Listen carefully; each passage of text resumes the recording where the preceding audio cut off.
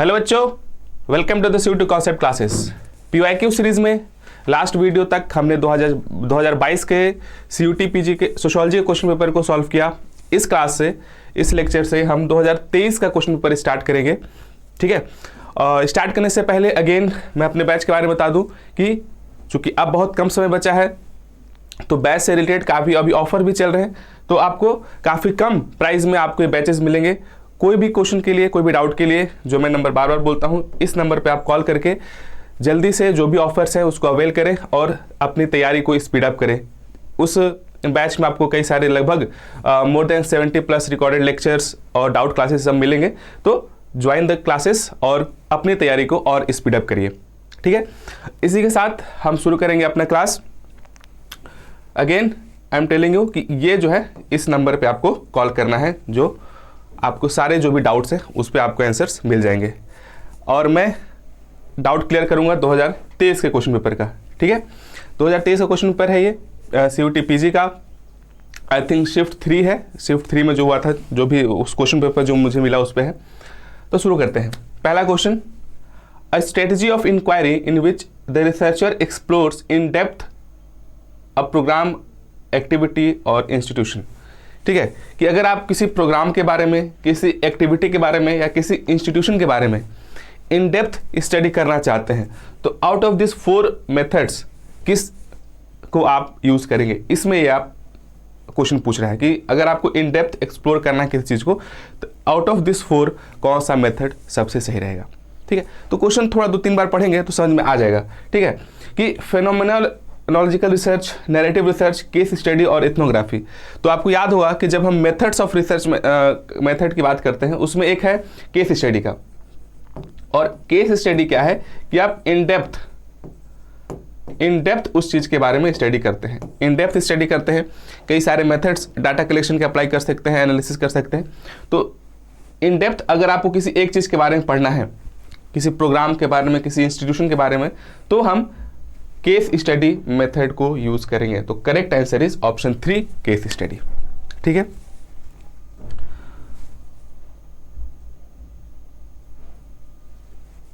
Identify the one which is not an online database. जहां तक मुझे याद आ रहा है 2022 में भी ऐसा क्वेश्चन था कि कौन इसमें ऑनलाइन डाटाबेस नहीं है। तो ये जो है वो आपका है कंप्यूटर या information and technology in research method, जो आपके रिसर्च मेथडोलॉजी जो आपके सिलेबस का पार्ट है उसमें है। तो किस तरीके से जो ऑनलाइन प्लेटफॉर्म्स हैं, ठीक है, जहाँ पर हमको कई तरीके से यूज़ मिलता है, कुछ डाटा एनालिसिस के लिए, कुछ डाटा कलेक्शन के लिए। तो कुछ प्लेटफॉर्म्स है जहाँ पर आपको कई सारे डाटा पेपर, रिसर्च पेपर्स या थीसिस ये सब मिलते हैं। तो वो कौन है? तो गूगल स्कॉलर, प्रोक्वेस्ट पे आपको थीसिस मिलेगा, एरिक पे भी मिलता है।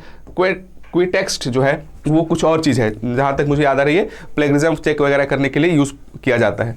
तो ये भी एक ऑनलाइन प्लेटफॉर्म है बट नॉट एज डाटाबेस। ठीक है, ये किसी और पर्पस के लिए यूज़ होता है रिसर्च में। तो ऑप्शन 4 जो है आपका यहाँ पर सही आंसर नहीं होगा। ये ऑनलाइन डाटाबेस नहीं है, ये किसी और चीज़ के लिए काम आता है रिसर्च में। तो एरिक, प्रोक्वेस्ट और गूगल स्कॉलर, तो ये इसको याद कर लेना है क्योंकि 2022 में भी क्वेश्चन पूछा था कि ऑनलाइन डाटाबेस कौन है। तो इस तरीके से कुछ और जो ऑनलाइन प्लेटफॉर्म्स हैं उनके बारे में भी आपको जानकारी होना चाहिए, जैसे कि जो डाटा एनालिसिस के लिए यूज होता है। डाटा एनालिसिस में कुछ क्वालिटेटिव डाटा के लिए कुछ प्लेटफॉर्म्स यूज होते हैं, इन विवो, एटलस, TI, ये सब चीज़। क्वांटिटेटिव डाटा के लिए भी कुछ हमारे पास प्लेटफॉर्म्स हैं, जैसे SPSS। ये सब आपको याद होना चाहिए। जो अदर देन, जैसे यहाँ पर डाटाबेस का बात किया है तो ये डाटाबेस का हुआ, कुछ डाटा एनालिसिस के होते हैं, कुछ प्लेटफॉर्म्स डाटा कलेक्शन के होते हैं, जैसे गूगल फॉर्म। वो एक मेथड है ऑनलाइन प्लेटफॉर्म पे जहाँ से आप डाटा कलेक्ट कर सकते हैं। तो ये सब चीज़ें भी जानकारी होनी चाहिए। विच of the following is not an example of non probability sampling. ठीक है, तो प्रोबेबिलिटी सैम्पलिंग के 2 टाइप्स हमने पढ़े हैं, प्रोबेबिलिटी एंड नॉन प्रोबेबिलिटी।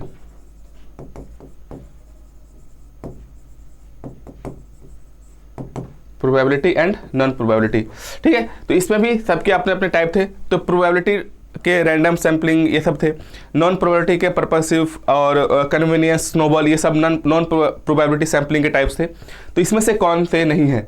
तो सिंपल है, यहाँ दिख रहा है simple random sampling is a type of random sampling. तो ये नॉन प्रोबेबिलिटी का टाइप नहीं है, सीधा सीधा क्वेश्चन है, इसमें कोई ज़्यादा दिमाग नहीं लगाना है, ठीक है। Simple random sampling is not a type of non probability sampling, ठीक है। इसमें इसके अलावा stratified random sampling is also not an non probability sampling. इसके बाद multi stage cluster sampling is also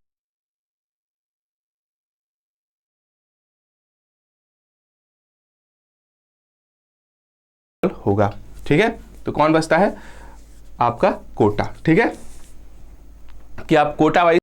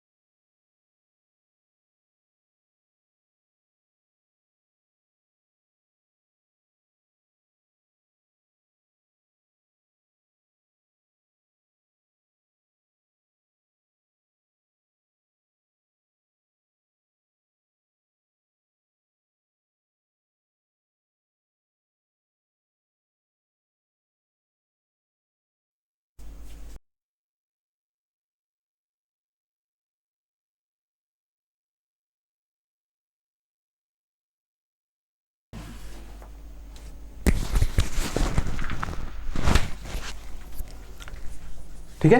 तो ये होगा आपका, इसमें से कौन एग्जाम्पल है नॉन प्रोबेबिलिटी सैम्पलिंग का? तो एग्जाम्पल में बाकी सारे जो है वो प्रोबेबिलिटी सैम्पलिंग है।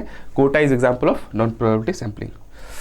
विच of the following is an disadvantage of using questionnaire method of data collection? कई सारे मेथड होते हैं डाटा कलेक्शन के, इंटरव्यू, ऑब्जर्वेशन, क्वेश्चनायर, सर्वे। तो उसमें से क्वेश्चनायर की बात हो रही है, और क्वेश्चनायर का क्या डिसएडवांटेज है, ठीक है। तो डिसएडवांटेज में क्या है? चीपर टू एडमिनिस्टर, नहीं, ये तो कंपेरेटिवली चीपर होता है। No interviewer variability, can not prompt, convenient for respondents. तो इसमें से कैन नॉट प्रॉम्प्ट होता है क्योंकि आपके पास एक सेट ऑफ क्वेश्चन है जो आप पूछेंगे। तो option 3 is correct answer, can not prompt. Who has made the distinction between descriptive understanding and explanatory understanding, ठीक है। अब ये थोड़ा सा घुमाया क्वेश्चन को, थोड़ा सा दिमाग लगाना है कि किसने डिस्क्रिप्टिव अंडरस्टैंडिंग और एक्सप्लेनेटरी अंडरस्टैंडिंग के बारे में बात किया है। तो कुछ कीवर्ड्स होते हैं, अगर उस पर भी अगर हम ध्यान दें तो हमारा काम बन जाएगा। तो यूजुअली जहां पर सोशियोलॉजी में अंडरस्टैंडिंग या जो इंटरप्रिटेशन की बात करते हैं वो वेबर ही करते हैं, ठीक है। Weber is the one who made the distinction between descriptive understanding and explanatory understanding. अब ये बुक का नाम आपको याद करना होगा, इसमें नाम याद करने के अलावा कोई ऑप्शन नहीं है। Option first is the correct answer, the Mothers की राइटर ब्रीफॉल्ट, ठीक है। A group which serves as a model for making evaluation और डिसीजन इज कॉल्ड, ठीक है। कौन सा ऐसा ग्रुप है जिसको हम as an example, as an model use करते हैं कि हम इस ग्रुप के जैसा बनना चाहते हैं, और ये लगभग हर साल रिपीट होता है, ठीक है। डायरेक्टली, इनडायरेक्टली या ऑप्शंस में या किस तरीके से इस ग्रुप की बात होती है कि किस ग्रुप से हम क्या करते हैं, ऐसा बनने की इच्छा रखते हैं कि हम ऐसा मॉडल बनाते हैं कि हमें इस ग्रुप का पार्ट बनना है। तो that group is a reference group, जिसके बारे में मर्टन ने बात किया है सोशियोलॉजी में। मर्टन ने बात किया अपने काम में, जब हम सोशियोलॉजी में देखते हैं। तो कीवर्ड यहाँ पर क्या हुआ? एज ए मॉडल या फिर इवैल्यूएशन, हम रेफरेंस ग्रुप का ही यूज करते हैं कि हमको उनके जैसा काम करना है, उस ग्रुप के जैसा काम करना है, ठीक है। The reference group is correct answer. The second sex is the book of, तो another famous book the second sex की राइटर कौन है? Simone de Beauvoir. Simone de Beauvoir French, I think French author है। तो option 3 is correct answer. The Kinsey system is in which the maternal uncle enjoys a preeminent place in the life and affections of his nephews and nieces is known as what? ठीक है, दो type में मैंने बताया था, एक होता है एमिटेट, एक होता है एवेंकुलेट। ठीक है, किनशिप सिस्टम में दो टर्म्स हैं। एमिटेट तब होता है जब फादर्स सिस्टर, जो बुआ होती हैं, उनका रोल बहुत ज़्यादा इंपॉर्टेंट होता है। ठीक है, किसी फंक्शंस में, किसी चीज़ों में। और एवेंकुलेट में मदर्स ब्रदर, ठीक है, जो मामा होते हैं, उनका जो रोल है वो ज़्यादा बढ़ जाता है। तो यूजुअली ये पैट्रियार्कल सोसाइटी में हमें देखने को मिलता है, और ये मैट्रियार्कल सोसाइटी में यूजुअली, ऐसा नहीं है कि हमेशा सही हो। तो एमिटेट जहाँ पर जो फादर्स सिस्टर, दैट इज़ बुआ जो हम बोलते हैं, उनका रोल बहुत ज़्यादा होता है। एवेंकुलेट वो किनशिप सिस्टम जहाँ पर मामा का जो है मैटरनल अंकल, उनका रोल ज़्यादा होता है। ठीक है, तो ये दो टर्म्स हैं। तो यहाँ पर जो आपका आंसर होगा यहाँ पर, दैट इज एवेंकुलेट। यहाँ पर मैटरनल अंकल का जो रोल है वो ज़्यादा इंपॉर्टेंट होता है। The research that directly addresses the mixing of quantitative and qualitative methods, कौन सा ऐसा मेथड है जो क्वांटिटेटिव और क्वालिटेटिव को दोनों को मिक्स करता है? तो मिक्स है तो मिक्स मेथड ही होगा। ठीक है, मिक्स मेथड में a type of research in which both qualitative and quantitative methods are used. कुछ ऐसा होगा जिसमें कुछ क्वांटिटेटिव रिसर्च मेथड के चीज़ें यूज होंगी, कुछ क्वालिटेटिव मेथड की भी चीज़ें यूज होंगी। ठीक है,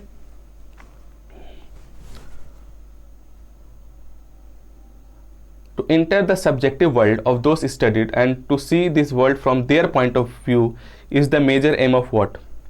किसमें हम अगर हम किसी चीज़ के बारे में पढ़ना चाह रहे हैं, किसी ग्रुप के बारे में पढ़ना चाह रहे हैं, तो उस ग्रुप में to enter the subjective world, उस ग्रुप में जा करके उनके पॉइंट ऑफ व्यू से चीज़ों को देखने के लिए जो हम मेथड यूज़ करते हैं वो कौन सा मेथड होगा? ठीक है, कौन सा मेथड होगा जिसमें हम उस ग्रुप में जाते हैं और उस ग्रुप का ही पार्ट बनते हैं, उस मेथड को क्या कहा जाता है? दैट इज पार्टिसिपेंट ऑब्जर्वेशन में हम जाते हैं और उन ग्रुप से मिलते जुलते हैं, उनके पॉइंट ऑफ व्यू से चीज़ों को, जो भी चीज़ों को हम ऑब्जर्व करते हैं, उनके पॉइंट ऑफ व्यू से ऑब्जर्व करने की कोशिश करते हैं कि क्या है। और वो जो मेथड यूज़ होता है वो पार्टिसिपेंट ऑब्जर्वेशन मेथड में हम इस चीज़ को देखते हैं, जहाँ पर जिसको हम पढ़ रहे हैं उनके बीच में हम जाते हैं और उन्हीं के पॉइंट ऑफ व्यू से चीज़ों को देखने की कोशिश करते हैं। That method is participant observation. ठीक है, question number 12,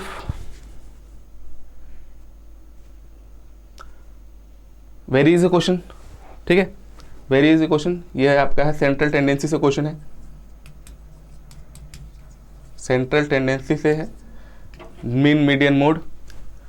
the term use to describe the most frequently occurring category of a non numeric variable, जो सबसे ज़्यादा फ्रिक्वेंट बार आ रहा है। सपोज करिए कि हमारे पास कुछ डाटा है, उसमें से कुछ एक कैटेगरी सबसे ज़्यादा बार रिपीट हो रही है। ठीक है, उसको हम क्या बोलते हैं? तो सीधा आंसर है दैट इज मोड। मोड है किसी भी डाटा में, जैसे कि यहाँ पर तो नॉन न्यूमेरिक का पूछा, मैं एग्जांपल न्यूमेरिक ले रहा हूँ। जैसे कि कोई डाटा आपके पास है 5 4 3 3 2 1 3। अब इसमें से इसका मोड निकालना है, तो हम देख सकते हैं कि जो 3 नंबर है वो सबसे अधिक बार रिपीट हुआ है, तो जिसकी फ्रीक्वेंसी सबसे अधिक होती है वो मोड होता है। तो यहाँ पर मोड क्या हो जाएगा? 3 हो जाएगा।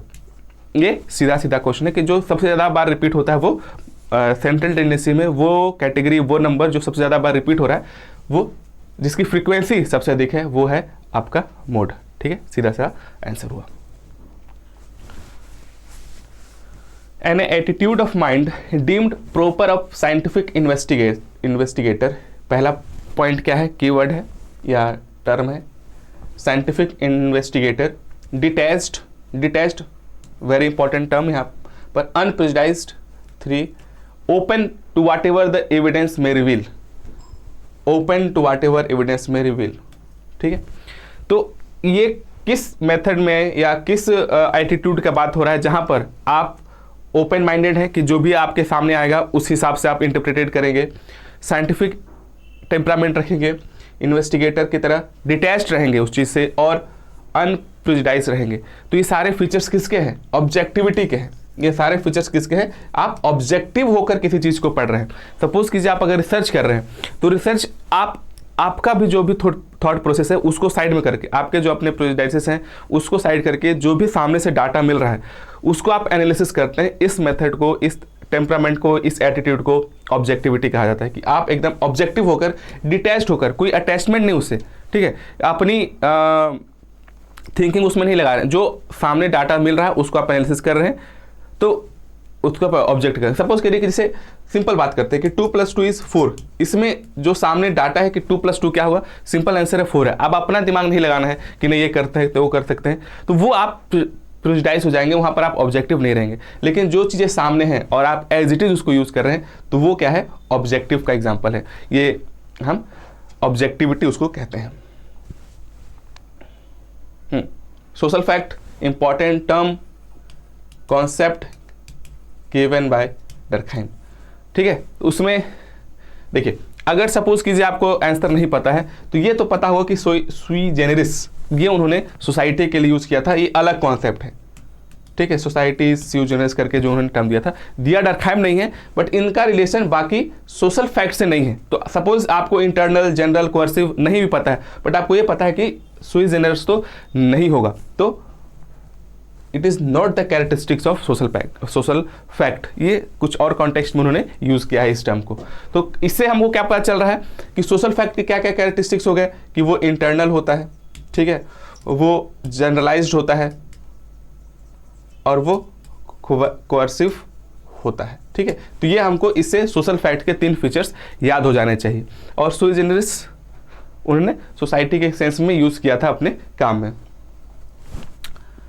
नेक्स्ट क्वेश्चन, ए हायरार्किकल ऑर्गेनाइजेशन। पहला ही टर्म क्या है, हायरार्किकल ऑर्गेनाइजेशन। यहीं से बात समझ में आ जानी चाहिए। हायरार्किकल ऑर्गेनाइजेशन किस में होता है, ब्यूरोक्रेसी में, आइडियल टाइप में, जेमेशाफ्ट में, जेलेशाफ्ट में। तो ये यही पहले ही बन गया। हायरार्किकल स्ट्रक्चर सिर्फ ब्यूरोक्रेसी, इस ऑप्शन में ब्यूरोक्रेसी एग्जाम्पल है कि ए हायरार्किकल ऑर्गेनाइजेशनल स्ट्रक्चर। बाकी क्वेश्चन नहीं पढ़ेंगे तो हमको समझ में आ जाएगा। हायरार्किकल ऑर्गेनाइजेशन की बात किस में होती है, A hierarchical organizational structure designed rationally to coordinate the work of many individuals in the pursuit of large scale administrative task। यहाँ से भी काम बन जाएगा, and organizational goals, ठीक है। तो यहीं से ही समझ में आएगा कि ब्यूरोक्रेसी की बात हो रही है, जहाँ पर हायरार्की होती है, ठीक है। कई सीनियर ऑफिसर है, उसका जूनियर है, फिर उसके जूनियर है, इस तरीके से डिपार्टमेंट्स बटे हुए हैं, ठीक है। एक टारगेट अचीव करना है, गोल अचीव करना है, इस तरीके से कहाँ मिलता है हमको, ब्यूरोक्रेसी में मिलता है। बाकी चीज़ें नहीं है। आइडियल टाइप कुछ और है जो वेबर ने यूज़ किया है, ठीक है।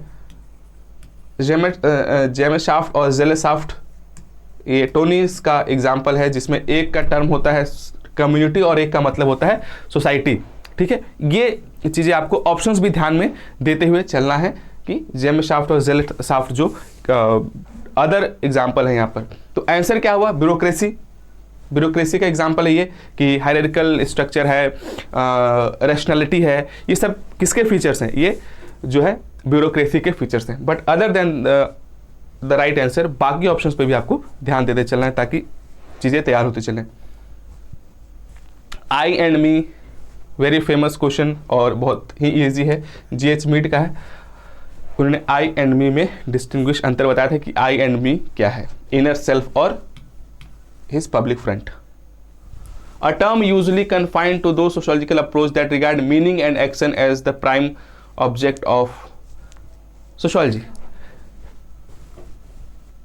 किस सोशोलॉजी के किस अप्रोच में, ठीक है, मीनिंग की बात होती है कि हमको उसमें मीनिंग जो भी है और एक्शन, जो 2 टर्म यहाँ पर यूज़ किए हैं कि कोई भी अगर एक्शन है तो उसके कुछ मीनिंग होंगे और उसके ऊपर ध्यान देना चाहिए, ठीक है।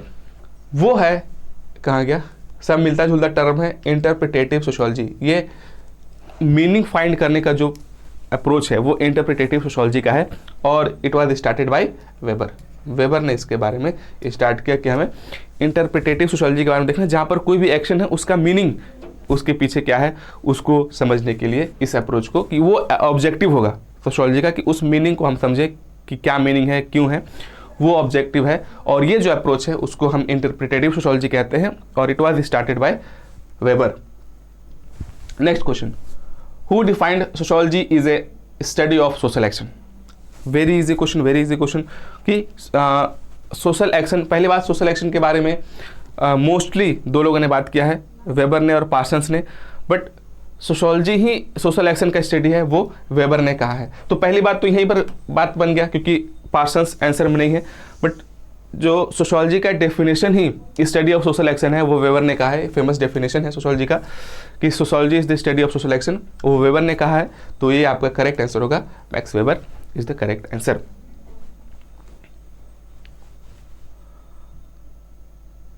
Perspective that views society as a set of interconnected parts together to form a whole।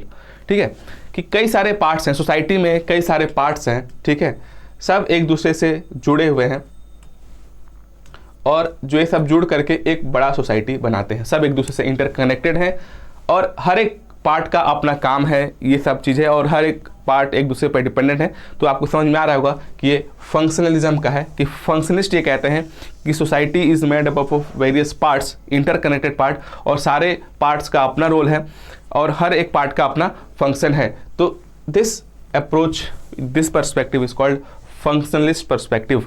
तो ये फंक्शनलिज्म का है कि society is a set of interconnected parts.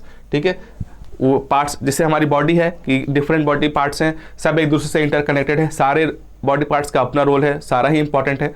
तो वो वही चीज़ फंक्शनलिज्म। वैसे ये ऑर्गेनिक एनालॉजी से मिलता जुलता है, बट यहाँ पर जो है वो फंक्शनलिज्म सही आंसर होगा। ठीक है, बाकी क्योंकि ऐसे है भी नहीं ऑप्शंस में।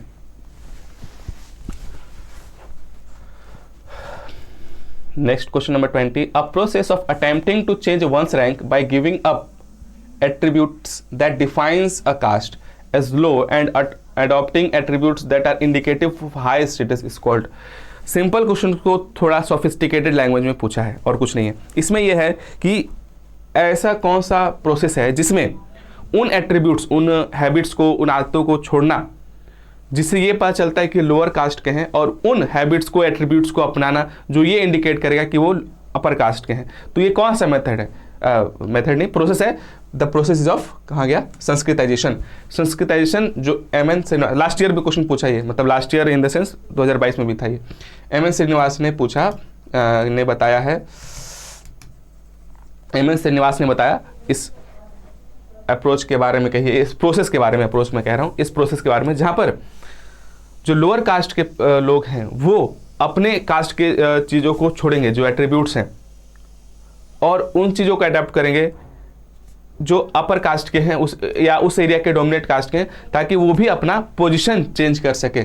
उस मेथड को, उस प्रोसेस को क्या कहते हैं, बार बार में उस मेथड निकल रहा है, उस प्रोसेस को हम कहते हैं संस्कृताइजेशन। ठीक है, कास्ट मोबिलिटी नहीं है, कास्ट इंटीग्रेशन नहीं है, तो कंफ्यूज नहीं होना है, ये संस्कृताइजेशन है। ठीक है, इजी क्वेश्चन है, थोड़ा सा 2-3 बार, अगर ये पहले बार पढ़ने में थोड़ा टफ लग रहा है, बट 1-2 बार आप पढ़ेंगे इस क्वेश्चन को तो बहुत इजीली समझ में आ जाएगा कि किस चीज़ के बारे में बात हो रहा है। ठीक है,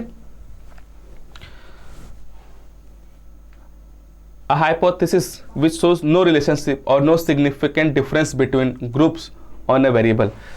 ऐसा हाइपोथेसिस जो ना रिलेशनशिप बता रहा है दो वेरिएबल के बीच में और ना ही सिग्निफिकेंट डिफरेंस बता रहा है दो वेरिएबल्स के बीच में, तो उस हाइपोथेसिस को क्या कहते हैं? बहुत easy, that is null hypothesis. Null hypothesis ही एक हाइपोथेसिस है जिसमें जो भी वेरिएबल हैं उनके बीच में कोई रिलेशनशिप या कोई डिफरेंस नहीं बताता है। उस हाइपोथेसिस को नल हाइपोथेसिस कहते हैं, और इसी का अपोजिट होता है अल्टरनेटिव हाइपोथेसिस। ठीक है, ये सब देखते हुए चलना है। A process whereby religious thinking, practice and institution lose social significance. ऐसा कौन सा प्रोसेस है जिसमें धीरे धीरे समय के साथ रिलीजन का जो इन्फ्लुएंस है हमारे थॉट पे, इंस्टीट्यूशंस पे, प्रैक्टिसेस पे, वो धीरे धीरे कम होता चला जाएगा।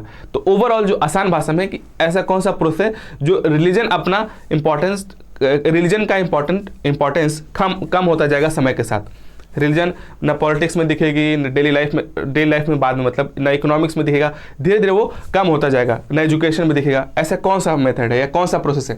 तो दैट प्रोसेस इज सेक्युलराइजेशन, पंथ निरपेक्षता, जिसमें हम देखेंगे कि समय के साथ रिलीजन का जो सिग्निफिकेंस है वो कम होता जाएगा। इस प्रोसेस को क्या कहा गया है? सेक्युलराइजेशन कहा गया है। ठीक है, इजी क्वेश्चन है, कंफ्यूज नहीं होना इसमें। Segmental division of society, hierarchy, endogamy, restriction on feeding and social intercourse are some of the features of what. ठीक है, पहला feature segmental division, hierarchy, endogamy, restriction on feeding, ये सारे फीचर्स आप देखेंगे किसके हैं, कहाँ पर आपको सेगमेंट्स दिखेंगे सोसाइटी में कि सोसाइटी बटा हुआ है, हायरार्की दिखेगी, किससे आपको मिलजुल रखना है ये दिख पता चलेगा, किसके आपको खाना है पानी पीना है, ये सब कहाँ का फीचर है। आसान भाषा में ये हमको पता है कि कास्ट सिस्टम में हमें देखने को मिलता है कि सोसाइटी डिवाइडेड है, इंडोगैमी है, विद इन द कास्ट शादी विवाह है। इसके बाद ये भी हम देखते हैं कि किसके यहाँ कुछ लोग खाना पीना नहीं करते हैं, कुछ लोग आते जाते नहीं है, तो ये कहाँ देखने को मिलता है, हमें कास्ट सिस्टम में देखने को मिलता है। This is the caste system. तो सिंपल सा ये सारे जो 1 2 3 4 5 जो है ये फीचर्स हैं या फीचर्स ही कह सकते हैं कास्ट सिस्टम के, कि सेगमेंट डिवीजन है, हायरार्की है, एंडोगामी है, सब क्या है कास्ट सिस्टम के फीचर्स ही हैं। तो सीधा सा आंसर है caste system. The individual specially the child acquires and assimilate the values and modes of behaviour of his society through. Another very easy question कि किस प्रोसेस से जो चाइल्ड है या कोई इंडिविजुअल है वो सीखता है वैल्यूज और नॉर्म्स का उस सोसाइटी या उस कल्चर का, तो that process is called socialization. Socialization is that process.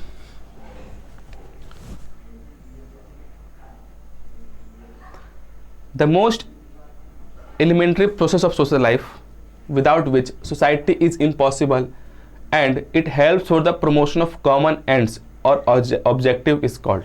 ठीक है, तो पहली बात तो ये मोस्ट एलिमेंट्री प्रोसेस सबसे बेसिक प्रोसेस में से एक है जो जिसके बिना सोशल लाइफ पॉसिबल नहीं होती, और इसी से जो इसके हेल्प से कॉमन एंड या ऑब्जेक्टिव की तरफ हम जाते हैं कि हाँ हम सबका या जो उस ग्रुप का एक ही ऑब्जेक्टिव है। वो कौन सा प्रोसेस हुआ तो पहले ही पढ़ के हमको पता चल जाएगा। अब कॉन्फ्लिक्ट से तो ऐसा नहीं हो सकता ना कि हम एक गोल को अचीव करें, कॉन्फ्लिक्ट में ऐसा नहीं होता, दुश्मनी में भी नहीं ऐसा होता, गुस्सा एंग्विश में भी नहीं होता, ये कोऑपरेशन ही तो है।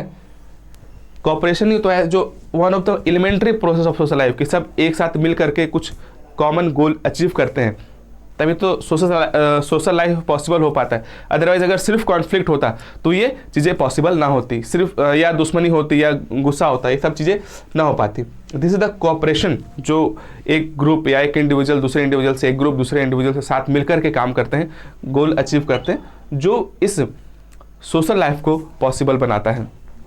तो आंसर इज कोऑपरेशन।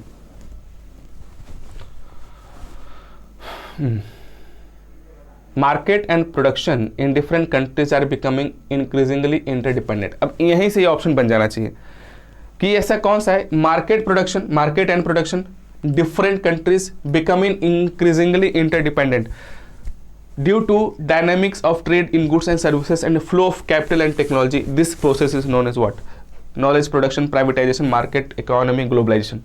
अब कौन सा प्रोसेस है जहां पर कुछ प्रोडक्शन हो रहा है कहीं और पे, बिक और कहीं पे रहा है, उसके लिए बाकी चीज़ें कहीं और, रॉ मटेरियल कहीं और से आ रहा है, ये सब क्या है, ये किसका एग्जांपल है, ये ग्लोबलाइजेशन का ही तो एग्जांपल है, जहाँ पर different countries are becoming increasingly interdependent. India कुछ चीज़ों के लिए दूसरे कंट्रीज पर डिपेंडेंट है, इंडिया पे बाकी कंट्रीज डिपेंडेंट है। तो ये कौन सा प्रोसेस है, वो प्रोसेस है आपका ग्लोबलाइजेशन का, वैश्वीकरण का एग्जांपल है कि एक कंट्री दूसरे कंट्री पर डिपेंडेंट है, कहीं पास मार्केट है, कहीं पास प्रोडक्शन हो रहा है, ये सारी चीज़ें जो होती है वो ग्लोबलाइजेशन में हमें देखने को मिलता है। ठीक है, आगे बढ़े। A strategic plan for a research project that sets out the broad outline methods of data collection and analysis refers to as what. अब ठीक है, अब ग्लोबलाइजेशन से सीधे हम लोग रिसर्च मेथोडोलॉजी पे आ गए। तो पहला ही टर्म जो है वो स्ट्रेटेजिक प्लान है कि आप प्लान करते हैं कि आप किस तरीके से आगे बढ़ेंगे, क्या प्रोसेस रहेगा, आप एक आउटलाइन बनाते हैं, क्या मेथड यूज़ करेंगे डाटा कलेक्शन के लिए, डाटा एनालिसिस के लिए, वो क्या होता है, वो आप डिज़ाइन बनाते हैं, रिसर्च डिज़ाइन, कि आप फिक्स करते हैं कि हाँ ये मेरा मेथड रहेगा, ऐसे मैं डाटा कलेक्ट करूँगा, ऐसे मैं डाटा एनालिसिस करूँगा। तो ये जो प्रोसेस है वो होता है रिसर्च डिज़ाइन का, वो होता है रिसर्च डिज़ाइन का। ठीक है, ये आपका आंसर हुआ। Research design is the process, a strategic plan, a blueprint of your research project. ठीक है, You have been asked to write a detailed report on a good practice in policy research. Which of the following method would you choose? अगर आप policy के बारे में detailed information या report देना चाहते हैं तो कौन सा मेथड आप अप्लाई करेंगे? तो सर्वे ज़्यादा यूज़ नहीं आएगा, स्टैटिस्टिकल एनालिसिस ज़्यादा काम नहीं आएगा, ऑब्जर्वेशन भी कम काम आएगा।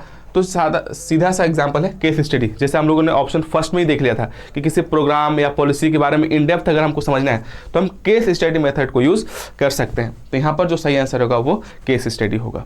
ठीक है,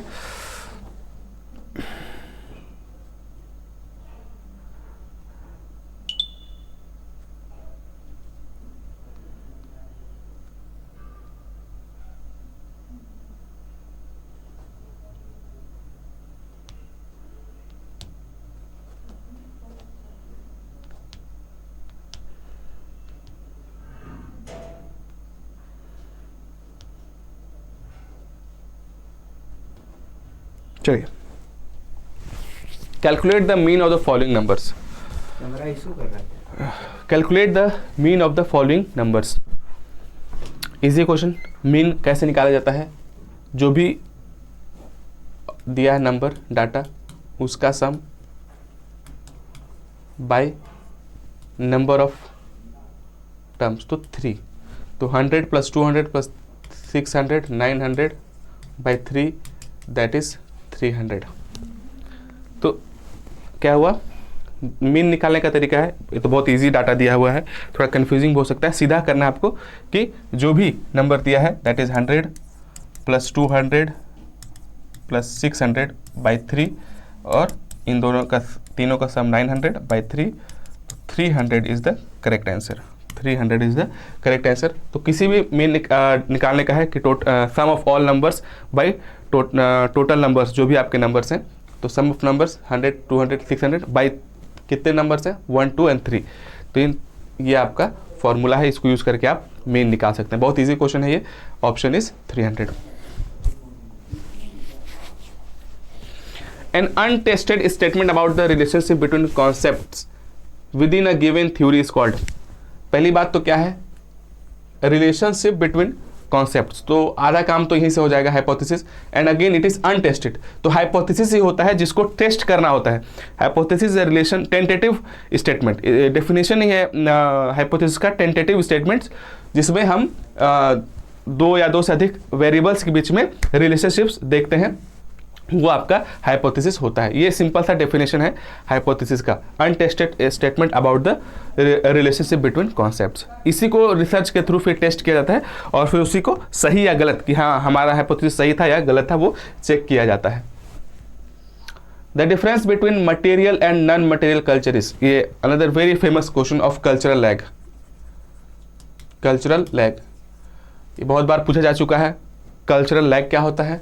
ऑकबर्न ने कॉन्सेप्ट दिया है, ऑकबर्न ने। और ये क्या है? कल्चरल लैग क्या है? जब मटेरियल कल्चर जैसे कि कुछ टेक्नोलॉजी, कुछ इनोवेशंस, वो और नॉन मटेरियल कल्चर, इनमें गैप हो जाता है। ठीक है, तो सपोज करिए मटेरियल कल्चर बहुत आगे निकल गया है, डेवलपमेंट्स हो गए हैं, बट उसके कंपेयर में non material culture, values, principles, वो चेंज नहीं हो रहे हैं या वो स्लो हैं। तो उस जो गैप है, वो जो डिफरेंस है, उसी को कल्चरल लैग कहा गया है। और ये ऑकबर्न ने अपनी बुक कल्चरल लैग, बुक का भी नाम भी कल्चरल लैग ही है, उसमें एक कॉन्सेप्ट दिया है। ठीक है, ये इजी क्वेश्चन है, बहुत बार पूछा जा चुका है। अगर आप कोई भी एक बार PYQ 1-2 साल का उठाएंगे तो एक नया क्वेश्चन इससे मिल जाएगा। A system of an agency of formal social control. तो सोशल कंट्रोल करने का फॉर्मल एजेंसी कौन है इसमें? तो मोर्स फॉर्मल नहीं है, चेंज हो सकता है। फोकवेज भी फॉर्मल नहीं है, रिलीजन भी फॉर्मल नहीं है। ये सारे जो हैं वो informal methods of social control है। इनफॉर्मल मेथड्स ऑफ या एजेंसी ऑफ, मेथड्स की जगह आप एजेंसी भी कह सकते हैं। Informal agency of social control है। ठीक है, इसमें लॉ ही एक ऐसा चीज है जो फॉर्मली कि सब पे इक्वली अप्लाई होता है इस तरीके से। तो law is a example of formal agency of social control. Social mobility is classified into, ठीक है, सोशल मोबिलिटी क्या होता है?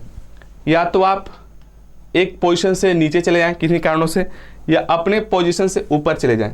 ठीक है, तो पहला। दूसरा है कि एक ही में से इधर मूव करें। ठीक है, तो इसमें दो एग्जांपल दिया है, positive negative mobility, inward outward, material non material, vertical and horizontal. तो एग्जांपल आपको क्या हुआ, हॉरिजॉन्टल मोबिलिटी। ठीक है, जैसे कि एक हुआ कि आपका पोजीशन चेंज हो रहा है, या तो आप आगे बढ़ रहे हैं या तो नीचे जा रहे हैं, या एक ही पोजीशन पे आप दूसरे जगह से जा रहे हैं। तो ये आपका दो टाइप का होता है, वर्टिकल और हॉरिजॉन्टल मोबिलिटी। दो टाइप की सोशल मोबिलिटी होती है। According to Durkheim, sociology is the study of, तो अभी वेबर का डेफिनेशन आया था कुछ देर पहले कि sociology is the study of social action. उसी तरीके से डर्कहाइम ने कहा है कि sociology is the study of social facts. Sociology is the study of social facts, study of social facts.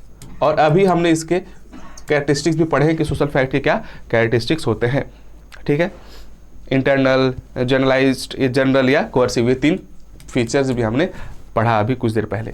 तो ये सिंपल डेफिनेशन है डर्कहाइम का कि sociology is the study of social facts. यहाँ पर सोशल एक्शन, देखिए सोशल एक्शन भी है।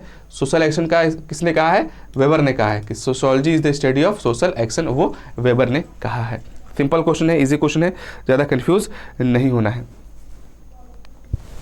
A branch of sociology which largely coincides with social work और सोशल वेलफेयर।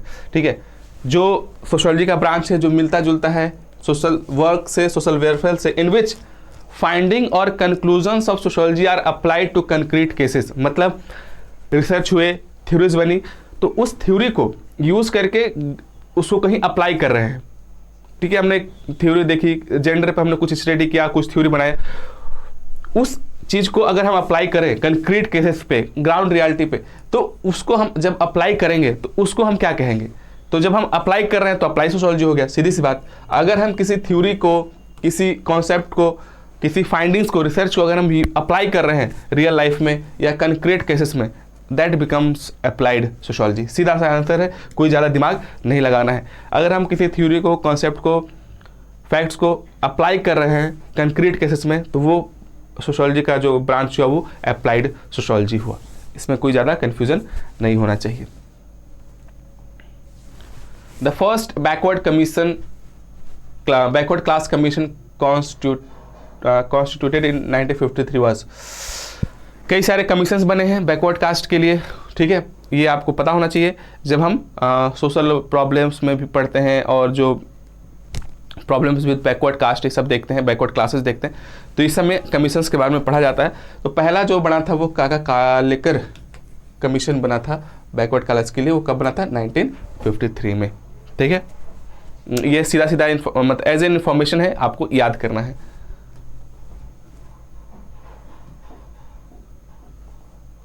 एक सेकेंड, क्या हो रहा है। Rule by male head of social unit over the other men, all women and children is called. Very easy question. ऐसा कौन सा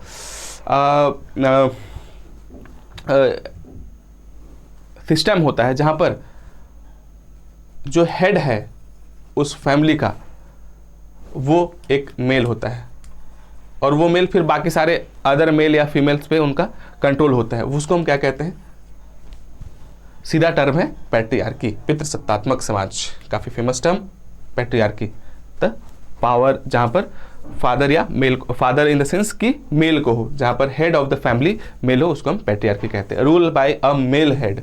ठीक है, rule by a male head. और इसी का जो अपोजिट होगा, नेक्स्ट क्वेश्चन,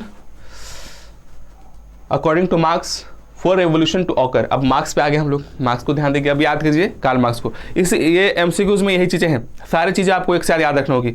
रिसर्च मेथड से हम मैट्रियार्की और पैट्रियार्की पे आते हैं, फिर सीधे कार्ल मार्क्स पे आएंगे, फिर वेबर पे जाएंगे, तो इस तरीके से फिर बैकवर्ड कमीशन पे भी आ सकते हैं। तो सब कुछ आपके दिमाग में एक्टिव रहना चाहिए। तो आते हैं मार्क्स पे। According to Marx for revolution to occur the proletariat must transfer from a class in itself to a class for itself. ठीक है, कार्ल मार्क्स ने कहा कि कैपिटलिस्ट सोसाइटी में बहुत ज़्यादा एक्सपेक्टेशन होना है लेबर क्लास का। तो जो क्लास है, जो लेबर क्लास है, वो अभी उसमें क्लास कॉन्शियसनेस नहीं है, और उसका जो करंट सिचुएशन है वो क्लास इन इटसेल्फ है, और उसको ट्रांसफॉर्म होना होगा क्लास 4 इटसेल्फ, तब जाकर उनको रियलाइज होगा कि उनके साथ कितना एक्सप्लॉयटेशन हो रहा है, तब जाकर रिवोल्यूशन होगा। तो बात तो सही है कि क्लास 4 इटसेल्फ में आना होगा। तो असर्शन इज करेक्ट। रीजन क्या है? One of the reason of this transformation is the increasing economic and social distance between bourgeois and the working class. जितना अब कैसे क्लास कॉन्शियसनेस जाएगी, जितना ज्यादा ये डिफरेंस कि जो रिच हैं, जो हैव्स वाले हैं, उनके पास और ज्यादा प्रॉपर्टी होता जाए और जो वर्किंग क्लास है वो और पुअर होता जाए और गैप बढ़ता जाए, तो वो और क्लास कॉन्शियसनेस जाएगी और वो क्लास इन इटसेल्फ से क्लास 4 इटसेल्फ में जाएंगे। तो दोनों ही सही है और एक्सप्लेनेशन भी सही है। तो both A and R true and R is the correct explanation of A. ये मार्क्स के थ्योरी को यहां पर यूज किया गया है। Likert scale is use to measure intensity of feelings about the area in the question. Yes, Likert scale में क्या होता है कि किसी चीज के बारे में हम फीलिंग्स के बारे में हम जानते हैं। जैसे कि एक एग्जांपल दे रहा हूं कि जैसे किसी चीज के बारे में आप न्यूट्रल हो सकते हैं, एग्री हो सकते हैं, स्ट्रांगली एग्री हो सकते हैं। ठीक है, आप न्यूट्रल हैं, आप डिसएग्री भी हो सकते हैं और स्ट्रांगली डिसएग्री हो सकते हैं। ठीक है, तो ये लिकर्ट स्केल होता है, neutral, agree, strongly agree, disagree, strongly disagree. ये एग्जांपल है, एक एग्जांपल है लिकर्ट स्केल का। तो ये तो बात सही है। Feeling about the area, intensity बताता है, ये आपको कोई फर्क नहीं पड़ता है, हल्का सा फर्क पड़ेगा, या एग्री करेंगे या बिल्कुल स्ट्रांगली एग्री करेंगे, तो सेम अपोजिट भी होगा, डिसएग्री करेंगे और स्ट्रांगली डिसएग्री करेंगे। तो पहला तो सही है। The items that make up the scale need not to be interrelated, नहीं, यहाँ पर आप देखेंगे इंटर रिलेटेड है, तो पहला करेक्ट है, दूसरा इनकरेक्ट है। तो A is correct and R is not correct. तो ऑप्शन 3 जो है आपका सही आंसर होगा यहाँ पर। ठीक है, लिकर्ट स्केल और उसके बारे में यहाँ पर बात हुआ है।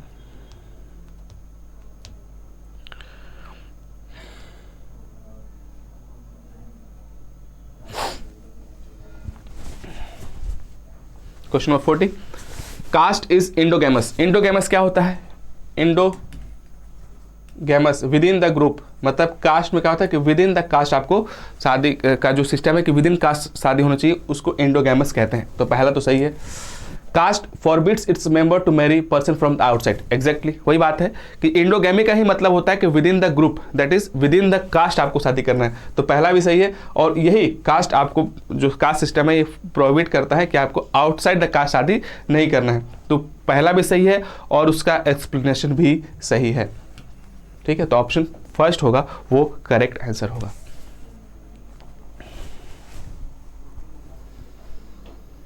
Communities are more stable than association. यहां पर दो टर्म हो गया, कम्युनिटी और एसोसिएशन। तो ये बेसिक कॉन्सेप्ट्स में है, आपने पढ़ा होगा। कम्युनिटीज जो होती हैं वो हम नहीं बनाते हैं, वो हम उस कम्युनिटी का पार्ट बनते हैं बाय बर्थ या इस तरीके से, और इसीलिए ये ज़्यादा स्टेबल होते हैं। और एसोसिएशंस डिलिबरेटरी बनते हैं एक किसी पर्पस को अचीव करने के लिए, किसी गोल को अचीव करने के लिए, कि जो कॉमन इंटरेस्ट के लोग हैं वो एक साथ आते हैं और एक एसोसिएशन बनाते हैं। और ये एसोसिएशन जब तक रहता है तब तक वो गोल अचीव नहीं होता। जब वो गोल अचीव हो जाता है वो एसोसिएशन काम करना बंद कर देता है, वो डिसमेंटल हो जाता है, खत्म हो जाता है। तो इसीलिए एसोसिएशन जो है वो कम स्टेबल है। दैट मेक्स ये correct, communities are more stable than association. And community require no specific efforts, आप कोई एफर्ट नहीं डालते हैं कम्युनिटी का मेंबर बनने के लिए, आप बाय बर्थ इस तरीके से उस कम्युनिटी के मेंबर बन जाते हैं। बट किसी एसोसिएशन को बनाने के लिए आपको मेहनत करना होगा, जो आपके जैसा सोच वाले या आपके जैसा गोल वाले लोगों को, उन्हीं के साथ मिलकर ही आप एसोसिएशन बना सकते हैं। तो ये दोनों स्टेटमेंट सही भी है और ये करेक्ट स्टेटमेंट भी है, करेक्ट एक्सप्लेनेशन भी है। Both A and R are true and R is the correct explanation of A. ठीक है, कम्युनिटीज क्या हुआ कि आप उसको वो स्टेबल हैं और उसके लिए आपको एफर्ट्स नहीं डालने होते बनाने के लिए। वहीं अब एसोसिएशन क्या है, they are comparatively less stable compare to communities, they are less stable and it requires efforts to make any association. A norm is a shared expectation of behavior that is considered culturally appropriate. Yes, ठीक है, norm क्या है? A shared expectation है, expectation of behaviour कि आपको किस situation में कैसा बिहेव करना है, ये आपसे एक्सपेक्टेशन होता है इन सर्टन सिचुएशन और ये कल्चरली अप्रोप्रिएट होता है। Norms regulate the behaviour although they lack the formal status of the rules. Yes, ये भी सही है कि ये हमारे बिहेवियर को कंट्रोल करते हैं, बट ये फॉर्मल नहीं है, ऐसा कोई लॉ नहीं बना पाना है कि गवर्नमेंट ने लॉ बना दिया कि यही करना है। Norms society area to area vary करते हैं, but yes they control our behaviour. तो सही है, दोनों सही है और एक्सप्लेनेशन भी करेक्ट है। ठीक है,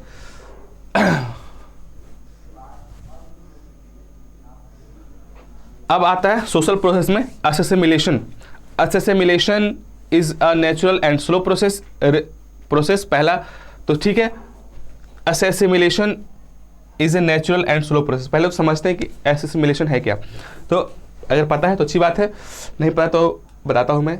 असेसिमिलेशन का मतलब हुआ कि ये एक सपोज करिए ग्रुप है जिसको हम डोमिनेट ग्रुप या मेन ग्रुप कह सकते हैं। एक इससे एक डोमिनेट सबऑर्डिनेट ग्रुप का है, वो इस ग्रुप में जा करके एकदम मिलजुल जाती है और इस तरीके से मिलते हैं कि ये जो ग्रुप है, इस ग्रुप का सारा जो कल्चर प्रैक्टिसेस है वो एकदम उसमें उसको एक्सेप्ट करते हैं और मिलजुल जाते हैं। एसिमिलेट जैसे एग्जांपल मैं देता हूँ, जैसे कि अगर एक गिलास पानी में आप नमक मिला दें, ठीक है, तो पूरी तरीके से वो घुल मिल जाता है, पता नहीं चलता कि नमक कहाँ है। तो इस तरीके से क्या हुआ कि वो असेसिमिलेट हो गया। तो but it take times, yes it is a natural and slow process. आप कहीं जाएंगे तो नेचुरली और स्लो प्रोसेस होगा। Rigidity and conservatism are the prerequisite of assimilation. नहीं हो पाएगा। अगर आप रिजिड हैं, सपोज कीजिए कि आप यहाँ से जा रहे हैं, आप एग्जाम्पल के लिए एक कंट्री से दूसरे कंट्री में जा रहे हैं, तो आप अपने कल्चर को लेकर के रिजिड हैं, या जो दूसरा ग्रुप है वो भी अपने कल्चर को लेकर रिजिड है, तो क्या होगा कि दोनों नहीं रहेंगे साथ में। हो सकता है कि कन्फ्लिक्ट हो सकता है कि अकोमोडेशन हो जाए, बट असेसिमिलेशन नहीं होगा क्योंकि दोनों रिजिड है अपने कल्चर को लेकर, गिव अप नहीं करना चाह रहे हैं। तो इस केस में असेसिमिलेशन नहीं होगा। तो पहला सही है, दूसरा गलत है। A is true but R is false. ठीक है, ये हो गया। Non material culture consist of ideas, customs and belief of the people. दो टाइप के कल्चर मैंने बताया, material and non material culture. तो मटेरियल में वो आता है जो कंक्रीट होता है, जो हम देख सकते हैं सामने, जैसे कि जो टेक्नोलॉजी हुआ, चाहे चीज़ आर्ट्स हुई, चाहे ये सब चीज़ें हुआ, वो मटेरियल कल्चर में हुआ। नॉन मटेरियल कल्चर में जैसे उस सोसाइटी के, उस कल्चर के वैल्यूज़, नॉर्म्स, बिलीव्स, प्रैक्टिसेस, ये क्या हुआ, नॉन मटेरियल में आता है। तो पहला तो सही हो गया कि ये नॉन मटेरियल है। Then second, change in technology will not bring any change in culture. पढ़ के पता चल रहा है, अगर टेक्नोलॉजी आता है तो कल्चर में चेंज आता है। ये इट इज़ वेरी ऑब्वियस। जैसे कि मोबाइल आया, इंटरनेट आया, इनके आने से कई सारे चेंजेस हुए सोसाइटी में। ठीक है, जब पहली बार चक्का मिला मतलब इन्वेंट हुआ था, तो एक टेक्नोलॉजी था, उससे कितना सारा चेंज हुआ सोसाइटी में। पहली बार जब स्टीम इंजन आया, पहली बार जब इलेक्ट्रिसिटी आया, मोबाइल आया, कंप्यूटर आया, तो कितने सारे चेंजेस हुए सोसाइटी में। तो ये कहना गलत होगा कि टेक्नोलॉजी के आने से कल्चर में कोई चेंज नहीं होता है। तो आर इज इनकरेक्ट। तो A is true, R is false. पहला तो सही है कि नॉन मटेरियल कल्चर क्या होता है, और दूसरा कि टेक्नोलॉजी के आने से कोई चेंज नहीं होता, ऐसा नहीं है। टेक्नोलॉजी के आने से काफ़ी चेंज होता है कल्चर में। Arrange the following acts passed by the Indian government in order of earliest to latest. अब ये आपको याद करना होगा, इसमें कोई और तरीका नहीं है कि कब ये सब आया है। ठीक है, कब कब ये सब चीज़ें आई हैं। Dowry prohibition act, immoral traffic prevention act, ये सारे आपको याद होने चाहिए, क्योंकि इसको जब तक याद नहीं करेंगे, इसके अलावा इसमें कोई और ऑप्शन नहीं है। ठीक है, तो डॉहरी प्रोहिबिशन एक्ट आया 1961 में। ठीक है, पहला इमोरल ट्रैफिक प्रैक्टिस आया 1956 में, 1956 में। इसके बाद protection of women from domestic violence आया 2005 में। ठीक है, इक्वल रेम्यूनरेशन एक्ट आया आपका 1976, और indecent representation of women prohibition act आया 1986 में। अब कर लीजिए, अब इसको याद करिए। इसमें से मेजर जो है वो डाउरी प्रोहिबिशन एक्ट है, और इमोरल ट्रैफिक प्रिवेंशन एक्ट की रिपीट भी हो सकता है। डाउरी प्रोहिबिशन तो कई बार आ चुका है, तो ये चीज़ें रिपीट भी हो सकती है, तो आपको याद कर लेना है। तो अब इसको अरेंज करते हैं। सबसे पहले इसमें सबसे पहला कौन सा है, 1956 immoral traffic prevention act, B. तो बी इज़ फर्स्ट, तो ये दोनों तो कैंसिल आउट हो गए। सबसे लेटेस्ट कौन सा है, 2005 वाला, मतलब सी। तो तो बी फर्स्ट और सी लास्ट ऑप्शन, अगर आपको दोनों में से कोई मतलब पता तो सारा होना चाहिए, तो इससे सीधा सीधा पहला सबसे अर्लीस्ट कौन सा हुआ 1956 में इमोरल ट्रैफिक प्रिवेंशन एक्ट 1956, और लेटेस्ट जो इस ऑप्शन में है वो है कहा गया protection of women from domestic violence act, that is 2005। ये लेटेस्ट एक्ट है जो इस गिवन ऑप्शन में है। तो आपका करेक्ट आंसर होगा BADEC। ठीक है, कहाँ गया, तो सबसे पहले 1956, उसके बाद 1976, एक मिनट नहीं होगा, 1956, 1961, 1976, 1986 एंड 2005। तो ये आपका करेक्ट आंसर होगा BADEC। आगे बढ़ते हैं। Arrange the following religious communities in ascending order from their population size as per 2011। देखिए कुछ क्वेश्चन ऐसे आएंगे जिसका कुछ नहीं कहा जा सकता। अब किसको सेंसस याद रहेगा, कुछ क्वेश्चंस बाय लक ही बनेंगे। अगर आपने पढ़ लिया तो अच्छी बात है। यूजुअली हम सेंसस नहीं देखते हैं, बट यस कब देखते हैं, जब यूनिटी इन डाइवर्सिटी वाला जो अपना टॉपिक है, तो उसमें जो मेजर रिलीजियस कम्युनिटीज़ है इंडिया में, उसका परसेंटेज दिया रहता है ब्रैकेट में, तो एक बार उसको पढ़ लेना है, अदरवाइज ये क्वेश्चन नहीं बनेगा और कोई तरीका नहीं है। या फिर कुछ कॉमन सेंस लगा लेना है, जैसे कि सबसे ज़्यादा हिंदू हैं, उसके बाद मुस्लिम्स हैं, उसके बाद क्रिश्चियन है, ये तो पता है हमें। कन्फ्यूज़न कहाँ होता है, बुद्धिस्ट और सिख्स में। ठीक है, तो देख लेते हैं अगर इसी से हमारा काम बन जाए। तो सबसे ज़्यादा हिंदू हैं, तो ऑप्शन हमारा डी फर्स्ट, मतलब डी लास्ट होना चाहिए, क्योंकि असेंडिंग ऑर्डर में बोला है, तो सबसे लास्ट में डी होना चाहिए। तो सारे में डी है तो एलिमिनेट नहीं कर सकते हैं। उसके बाद मुस्लिम होने चाहिए, तो बी, तो बी बी बी, तो ये एलिमिनेट हो गया। इसके बाद उसके से पहले होते हैं क्रिश्चियंस, ई, तो EBD हमारे दोनों में फंस गया। अब देखना हमें सिख ज़्यादा होते हैं कि बुद्धिस्ट। जहाँ तक मुझे जानकारी है सबसे कम जो जनसंख्या वो सिख्स की है, सिख कम्युनिटी की है, सिखिज़म की सबसे कम पॉपुलेशन है। ठीक है, तो CA बुद्धिस्ट सबसे कम है, मतलब सबसे कम जनसंख्या जो बुद्धिस्ट की है, जो रिलीजन फॉलो करते हैं बुद्धिज़्म की है, उससे थोड़ा ज़्यादा सिख का है, फिर क्रिश्चियनिटी, फिर मुस्लिम, फिर हिंदू। ये आपको याद कर लेना है। तो इस तरीके से क्वेश्चन भी आएंगे जो थोड़ा सा अलग होगा, जो कॉमन सेंस या कह लीजिए कि कभी भी पढ़ने का, ये अब स्पेशली अब एग्जाम की तैयारी के लिए इस चीज़ को नहीं पढ़ेंगे, इन जनरल भी आप चीज़ों को पढ़ते हैं तो कुछ चीज़ें बन जाती हैं। जब आप रिसर्च करेंगे तो किन स्टेप्स को फॉलो करेंगे, again it is a common sense question. अगर आपने नहीं ज़्यादा पढ़ा रिसर्च मेथोडोलॉजी तो थोड़ा कॉमन सेंस लगाना है कि सबसे पहले आप क्या करेंगे। अब एग्जाम्पल के लिए डाटा एनालिसिस है, तो जाहिर सी बात है डाटा एनालिसिस से पहले डाटा कलेक्शन होगा, तो ए से पहले डी होना चाहिए। तो ये चीज़ों को देख लेना है। लिटरेचर रिव्यू, रिपोर्ट राइटिंग, तो रिपोर्ट राइटिंग आप एनालिसिस के बाद करेंगे, तो सबसे लेट में क्या होगा, रिपोर्ट राइटिंग। तो ये हो गया कैंसिल। सबसे पहले आप शुरू करेंगे statement of the problem decide करेंगे कि हमारा प्रॉब्लम क्या है, उस प्रॉब्लम से रिलेटेड आप लिटरेचर पढ़ेंगे। उसके बाद आप डाटा कलेक्ट करेंगे, तो BED डाटा एनालिसिस करेंगे, रिपोर्ट राइटिंग करेंगे। यस, ये आपका आंसर होगा।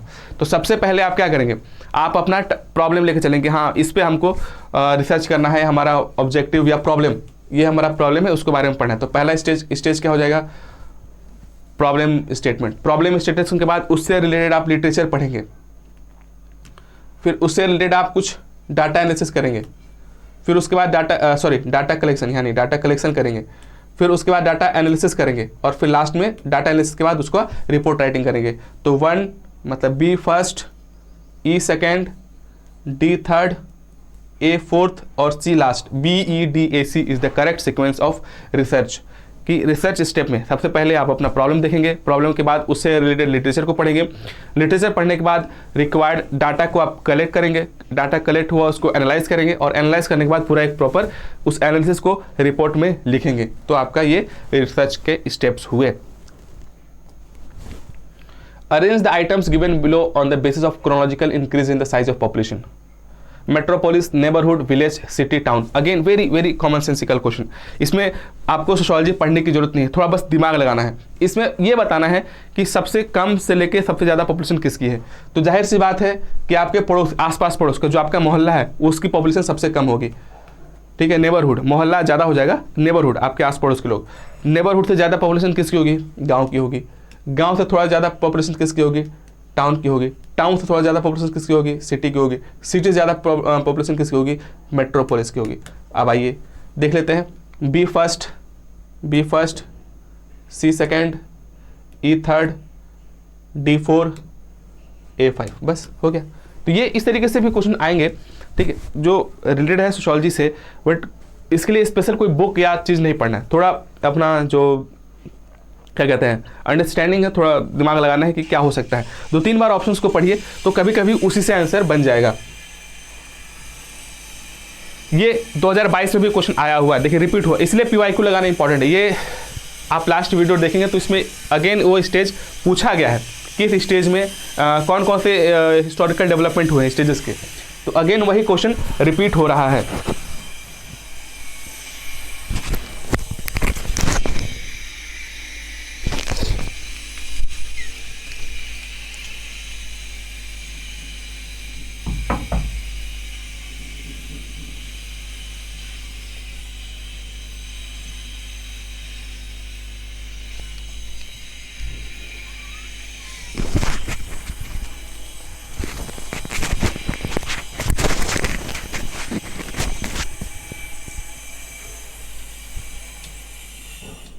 ठीक है, तो क्या स्टेज कार्ल मार्क्स ने अपने काम में बताया? ठीक है, बहुत इजी क्वेश्चन है, ये कई बार हम पढ़ चुके, पिछले बार में भी पढ़ा था। तो सबसे पहला उन्होंने कहा प्रिमिटिव कम्युनिज्म, पहला स्टेज। प्रिमिटिव कम्युनिज्म के बाद एशियन सोसाइटी या स्लेव सोसाइटी आएगी, स्लेव सोसाइटी होगा। स्लेव सोसाइटी के बाद आपका फ्यूडलिज्म आएगा, फ्यूडलिज्म के बाद कैपिटलिज्म आएगा, और कैपिटलिज्म के बाद उन्होंने कहा था, प्रेडिक्ट किया था कि सोशलिज्म आएगा, और उसका नेक्स्ट नहीं यहाँ पर दिया है, छठा जो होगा वो कम्युनिज्म होगा, जो उनका कम्युनिज्म आएगा, जो सबसे लास्ट स्टेज होगा। तो अब सीक्वेंस देख लीजिए। तो सबसे पहले primitive communism, C first, A second, C first, A second, D third, B fourth, E last. तो ऑप्शन 2 इज करेक्ट। सबसे पहले प्रिमिटिव कम्युनिज्म जो था, उसके बाद वो स्लेव सोसाइटी में आता है, स्लेव सोसाइटी के बाद फ्यूडल सोसाइटी, फ्यूडल सोसाइटी के बाद कैपिटलिस्ट सोसाइटी, और कैपिटलिस्ट के बाद सोशलिस्ट सोसाइटी, और उसके बाद उन्होंने कहा था कि कम्युनिस्ट सोसाइटी आएगी। तो ये उन्होंने स्टेजेस बताए थे, stages of development of society. बहुत इजी क्वेश्चन है, इसको याद कर लेना है, और आपको कोशिश करना है कि सारे स्टेजेस के फीचर्स कि क्या है वो भी पूछ सकता है directly indirectly. According to Comte, human mind passes through the following stages. Human mind या सोसाइटी किन स्टेजेस के थ्रू फाइंड होता है? Stages by Comte, stages by Comte. Comte ने 3 स्टेजेस दिए थे। सबसे पहला होता है थियोलॉजिकल स्टेज, थियोलॉजिकल स्टेज के बाद आता है मेटाफिजिकल स्टेज, और उसके बाद आता है पॉजिटिव स्टेज। पॉजिटिव स्टेज जो साइंटिफिक स्टेज होगा वो पॉजिटिव स्टेज होगा। तो हम देख सकते हैं, पहला स्टेज हुआ आपका थियोलॉजिकल, दूसरा पहला थियोलॉजिकल, दूसरा कहाँ गया मेटाफिजिकल, तीसरा पॉजिटिव। तो ए सी ई कहाँ है? ए सी एस, जो ऑप्शन 3 जो आपका करेक्ट आंसर होगा। 3 स्टेजेस ह्यूमन थॉट के या सोसाइटी के इस तरीके से उन्होंने बताया था कि सबसे पहले थियोलॉजिकल होगा, जहाँ पर पूजा पाठ सब पे बहुत ज़्यादा ध्यान होगा, भगवान पे बहुत ज़्यादा माना जाएगा, सुपर नेचुरल पावर पे। फिर मेटाफिजिकल में किसी एब्स्ट्रैक्ट पावर के बारे में बात किया जाएगा, एंड देन पॉजिटिव स्टेज में सारी चीज़ों को साइंटिफिकली एक्सप्लेन किया जाएगा। Urbanism is the culture of town and cities. Yes, town and cities के कल्चर को अर्बनिज्म कहते हैं। अर्बन पॉपुलेशन इज होमोजीनियस, यही गलत हो गया। अर्बन पॉपुलेशन होमोजीनियस कहाँ से हो जाएगा? शहर में अलग अलग कल्चर के लोग, अलग अलग एरिया के लोग आके रहते हैं, तो वो होमोजीनियस नहीं हेट्रोजीनियस होता है, हेट्रोजीनियस होता है। तो ये यहीं से स्टेटमेंट फर्स्ट सही है, स्टेटमेंट 2 गलत है। Statement 1 is correct but 2 is incorrect. ये पहला तो सही है कि जो टाउन एंड सिटीज़ के कल्चर को हम अर्बनिज्म कहते हैं, बट टाउन एंड सिटीज़ के जो पॉपुलेशन होती है वो काफ़ी हेट्रोजीनियस होती है, अलग अलग लैंग्वेज के, अलग अलग कल्चर के लोग आते हैं, वो हेमोजीनियस नहीं होता है। ये आपका वो यहाँ पर। Social anthropology is the another name of comparative sociology. हाँ, ये कहा है किसी ने, एक सोशोलॉजिस्ट ने या एंथ्रोपोलॉजिस्ट ने कहा है तो पहला सही है, बट ये डर्कहाइम ने नहीं कहा है। The above statement is associated with Durkheim, इसको ब्राउन ने कहा था, रेडक्लिफ ब्राउन ने कहा था कि, ये याद कर लीजिए, रेडक्लिफ ब्राउन ने कहा कि social anthropology is the another name of comparative sociology. तो again statement 1 is correct but 2 is incorrect, option 3 यहाँ पर सही होगा। यह है, उन्होंने कहा था कि सोशल एंथ्रोपोलॉजी और कुछ नहीं, अदर नेम है कंपैरेटिव सोशोलॉजी का, और ये स्टेटमेंट डर्कहाइम ने नहीं, रेडक्लिफ ब्राउन ने दिया था। जजमानी सिस्टम के बारे में आते हैं। अगेन अब हम इंडियन सोसाइटी में आ गए। इंडियन सोसाइटी में जजमानी सिस्टम क्या होता है? Jajmani system is an explanation of interdependence of different castes. क्या है? Interdependence of different caste. एक कास्ट दूसरे कास्ट पर डिपेंडेंट है किसी चीज़ के लिए, कोई सर्विस प्रोवाइड कर रहा है, उस सर्विस के बदले कुछ पैसे तो कम चलते थे, कुछ लैंड या ग्रेन्स ये सब चीज़ें दी जाती थी, उसको हम जजमानी सिस्टम कहते हैं। Yes, and jajmani system is an arrangement of different caste groups for exchanging goods. इसमें यही होता है कि गुड्स एंड सर्विसेज एक्सचेंज होती हैं, तो दोनों ही सही हैं, दोनों ही सही हैं। ठीक है, एक सेकेंड।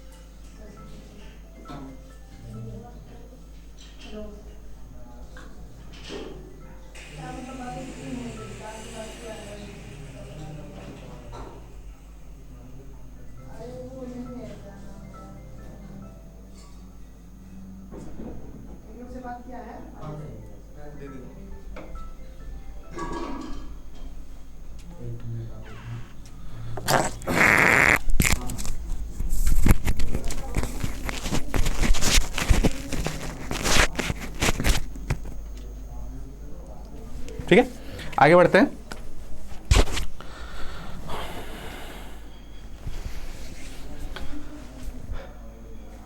तो जजमानी सिस्टम में क्या हुआ कि डिफरेंट कास्ट एक दूसरे पर इंडिपेंडेंट है, और यहाँ पर क्या है, एक्सचेंज होता है गुड्स एंड सर्विसेज का। Unlike caste, class system claims to be more open and based on individual. Correct.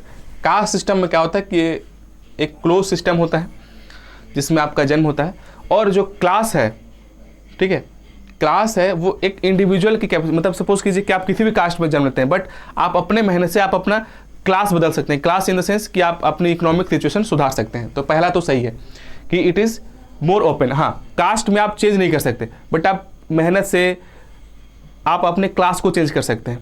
अगर आप गरीब हैं, इकोनॉमिकली बैकवर्ड हैं, तो मेहनत करके आप अपने क्लास को बदल सकते हैं, बट कास्ट को आप बदल नहीं सकते हैं। देन स्टेटमेंट 2 क्या है? सोशल मोबिलिटी में क्लास डिस्टिंक्शन मोर रिजिड। नहीं, क्लास डिस्टिंक्शन रिजिड नहीं होता है। ठीक है, मोबिलिटी है तो रिजिडिटी नहीं होनी चाहिए ना।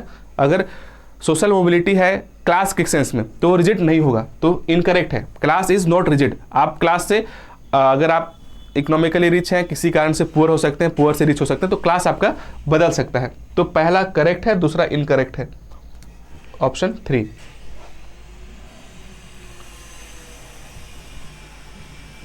अगेन स्टेटमेंट्स के क्वेश्चन आ रहे हैं काफी। Association is a group of people united for specific purpose और a limited number of purposes. Yes, अभी मैंने बताया कि एसोसिएशन में क्या होता है कि ग्रुप ऑफ पीपल एक साथ आते हैं ताकि चाहे उनका जो पर्पस है या कई सारे पर्पस हैं, वो एक साथ आते हैं और उन पर्पस को अचीव करने की कोशिश करते हैं। Comparatively community is permanent social group embarrassing the totality of ends और पर्पस। और कम्युनिटी कंपैरेटिवली परमानेंट होती है, वो इस स्पेसिफिक पर्पस के लिए नहीं जुड़ती है। तो ये क्वेश्चन एक तरह से रिपीट ही हो रहा है, तो दोनों सही हो गया, दोनों सही बात है। Statement 1 and 2 both are correct. ठीक है,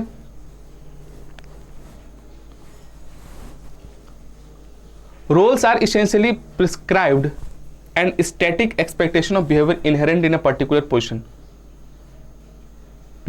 अगर आप किसी पोजिशन पे हैं, किसी आप पोजिशन पे हैं और उस पोजीशन पे होने के चलते आपसे कुछ एक्सपेक्टेशंस हैं बिहेवियर का कि आपको ये करना चाहिए, उसी को रोल कहते हैं। करेक्ट। अगर आप स्टूडेंट हैं तो स्टूडेंट के पोजीशन पे है तो आपसे कुछ बिहेवियर की उम्मीद की जाती है कि आपको ये करना चाहिए, तो उसी को हम रोल कहते हैं। तो पहला सही है।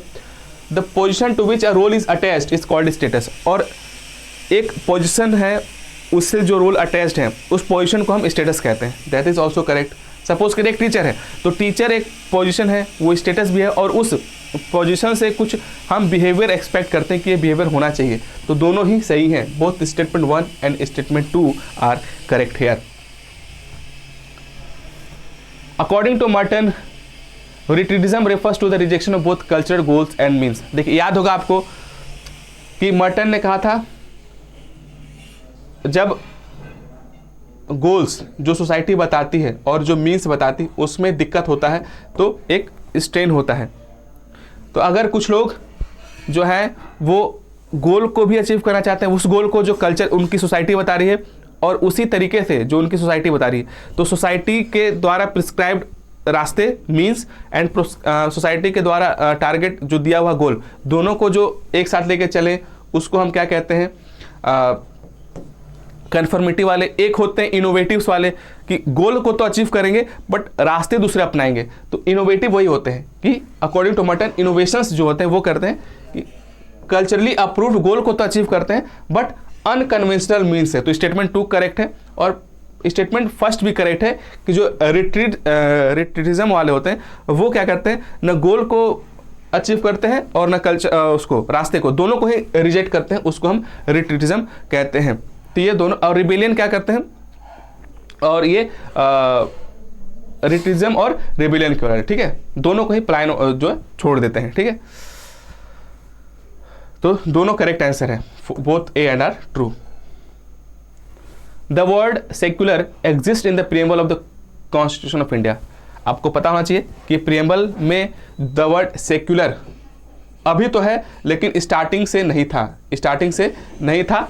इसको कब ऐड किया गया, इसको ऐड किया गया आई थिंक 1975 74-75 में किया गया है बाय 73rd अमेंडमेंट। नहीं, 73rd अमेंडमेंट नहीं था, वो 42nd अमेंडमेंट था। 42nd अमेंडमेंट से उस अमेंडमेंट से सेकुलर वर्ड को प्रीएम्बल में ऐड किया गया है। तो पहला तो सही है, एग्जिस्ट करता है, बट वो जो ऐड किया गया था वो 73rd से नहीं 42nd से ऐड किया गया था, 42nd amendment of the constitution. तो ये स्टेटमेंट सेकेंड जो है वो इनकरेक्ट है और पहला करेक्ट है। तो ए इज ट्रू बट मतलब first is true and second is false, option 3। इसी तरीके से 73rd अमेंडमेंट किससे रिलेटेड है आपको पता होना चाहिए, ये पिछले वीडियो में आपको पता चल जाएगा। Malinowski is known for his intensive fieldwork among Trobriand Islands. Yes, he is also the author of the academic book, acclaimed book, The Elementary Form of Religious Life. नहीं, ये डरखाइम की बुक है, Durkheim की book है ये, Malinowski की book नहीं है, मेलिनोस्की की बुक नहीं है।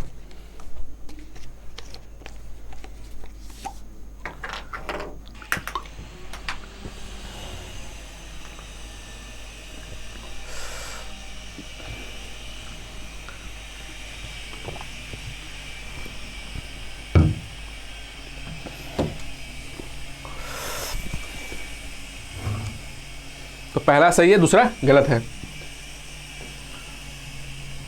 ऑप्शन 3।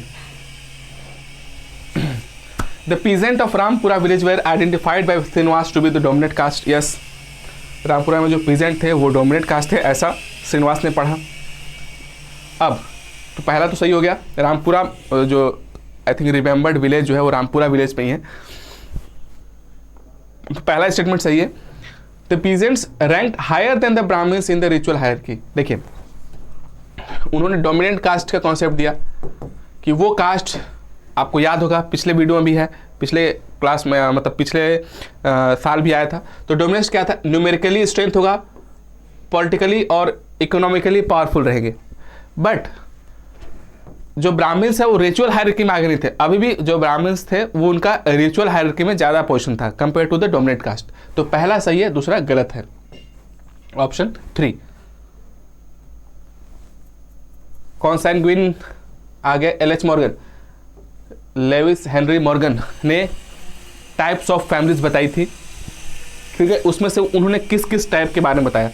तो देखिए, कॉर्पोरेट के बारे में उन्होंने बात नहीं किया है और मैट्रियार्कल के बारे में बात नहीं किया है, इसको छोड़ के उन्होंने तीनों के बारे में बात किया। कॉन्सैंग्यूइन के बारे में बात किया है, पैट्रियार्कल के बारे में बात किया है, पुनुअलुअन के बारे में बात किया है। तो आपका आ जाएगा A, C and E, again S, A, C and S, ठीक है, ऑप्शन 3। इस 3 टाइप के फैमिली के बारे में उन्होंने बात किया है। According to the Robert Redfield, the characteristics of little community, little community के बारे में उन्होंने क्या बात किया है। लिटिल कम्युनिटी के बारे में उन्होंने बताया कि लिटिल कम्युनिटी क्या होता है, ये आप याद कर लीजिए, बहुत बार पूछा है, रॉबर्ट रेडफील्ड का कॉन्सेप्ट है। रॉबर्ट रेडफील्ड ने कैरेक्टरिस्टिक्स बताए लिटिल कम्युनिटी के, वो आपको पता होना चाहिए कौन कौन से हैं। ऑप्शंस क्या है हमारे पास, completeness, smallness, homogeneity, inclusiveness, self sufficiency. ये जो 4 ऑप्शंस है उसमें से कौन सा उन्होंने बताया है। ये रिपीटेड क्वेश्चन है, कई जगहों पर हमें क्वेश्चंस देखने को मिलते हैं।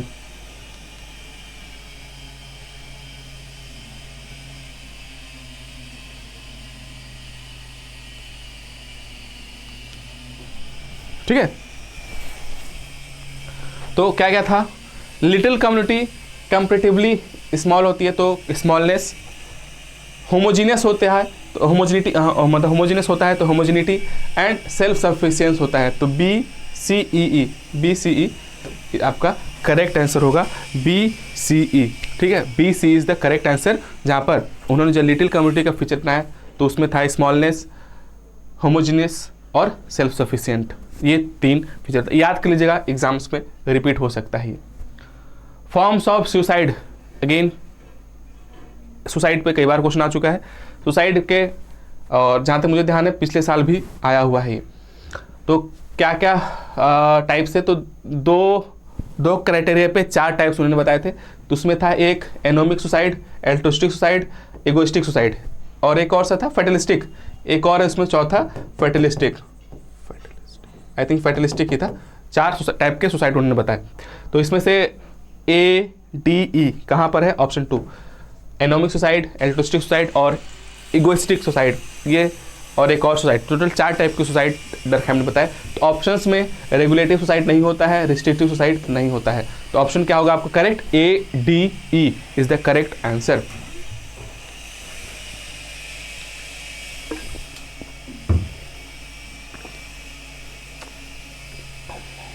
हाँ, अब यहाँ पर फिर से संस्कृताइजेशन से क्वेश्चन आया है, संस्कृताइजेशन के क्या क्या कैरेक्टरिस्टिक्स हैं।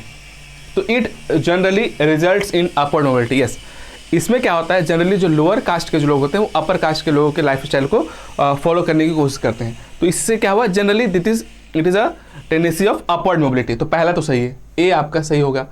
It tends to equate with karma, karma से यहाँ कोई मतलब नहीं है। It related to science, absolutely not, science से तो कोई मतलब ही नहीं होना चाहिए, तो बस बाकी सही होना चाहिए। It reveals social cultural mobility, correct. It is the adoption of new customs, again correct. तो ADE पहला, इसमें क्या होता है, अपवर्ड मोबिलिटी की बात होती है। दूसरा, इसमें हम देखते हैं कि adoption of new custom, life style and rituals, ये भी करेक्ट है। और इससे हमें ये पता चलता है कि there is a socio cultural mobility. तो ADE इज करेक्ट आंसर। और this are the characteristics of Sanskritization. Gender discrimination occurs when, कब होता है जेंडर डिस्क्रिमिनेशन, कब, पहला, women and men are located separately, बिल्कुल, जब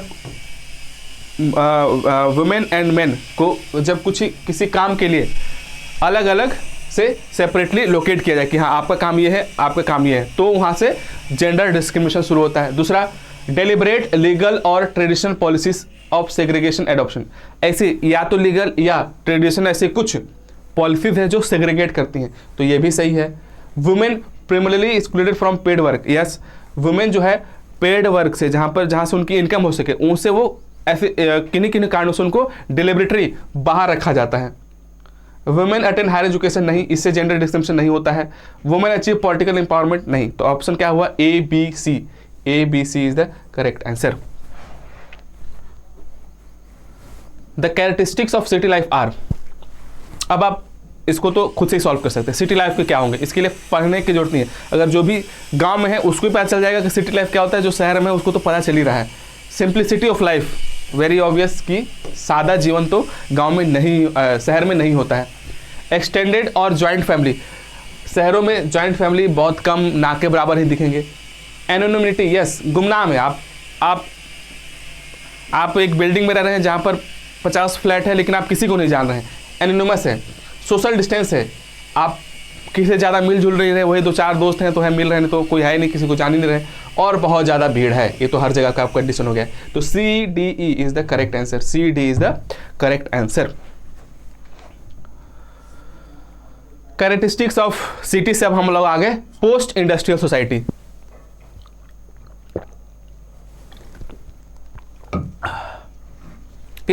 पोस्ट इंडस्ट्रियल सोसाइटी के क्या क्या कैरेक्टरिस्टिक्स होते हैं। तो पहला, dominant occupation of people in agriculture, तो हो ही नहीं सकता, एग्रीकल्चर की तो बात नहीं कर सकते। Change of goods production to a service economy, yes, service economy काफ़ी ज़्यादा बढ़ रही है। Predominance of secondary relationship, yes, personal relationship से प्राइमरी रिलेशनशिप से ज़्यादा सेकेंडरी रिलेशनशिप्स बढ़ रहे हैं, तो ये तो सही है। It is organised around culture, ये ऑप्शन हो सकता है, नहीं भी हो सकता है। MNCs are becoming, yes, MNCs जैसे फेसबुक, अमेजन काफ़ी ज़्यादा बढ़ रहे हैं, तो B, C और E, कहाँ पर आपका B, C is the correct answer.